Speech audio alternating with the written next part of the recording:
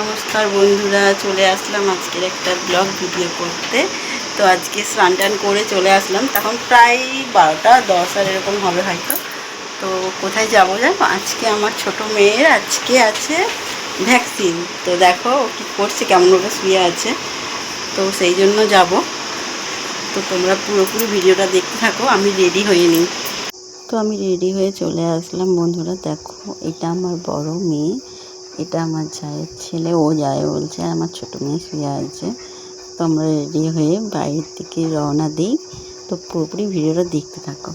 তো বেরিয়ে পড়েছি, বাইরেটায় এতটা রোদ, মানে দেখো এরা দৌড়াচ্ছে, এদের অবস্থা। আমার বোনটার মুখটা এতটা খারাপ হয়ে গেছে।